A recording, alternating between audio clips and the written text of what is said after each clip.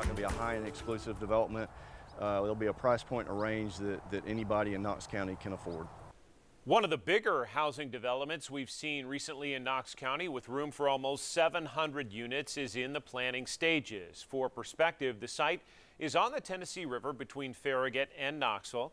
It's located near Northshore Drive on Tools Bend Road. It's about 415 acres of land and 4 miles of shoreline on your screen right there. And like many large-scale projects, neighbors are among those raising concerns about this new project. WBIR 10 News reporter Shannon Smith joins us with the plans and the skeptics who need some convincing. Shannon?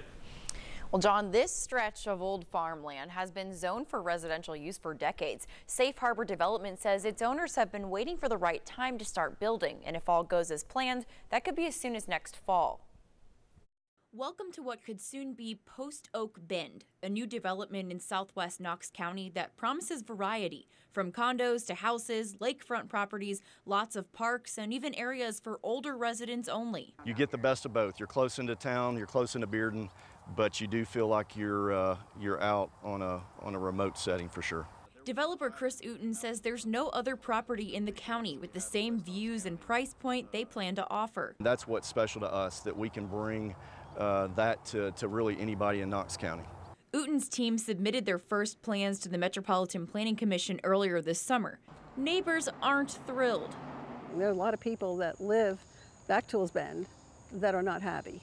Aggie Wallace is one of many people who live on Tools Bend Road. She is concerned about the increase in traffic. It's hard sometimes to get from our subdivision onto Tools Bend, and this will make it at least 5 times harder. And getting out onto North Shore is another story. And she's not alone. We were just a little bit concerned about the number of houses we saw with the plan. Developers understand the concern. They say they plan to update the Tools Road and North Shore intersection in some way to make it safer. We're not at all against development. We just want it done right. We'll do everything we can to address the complaints of the neighbors and to work with them in any way we can.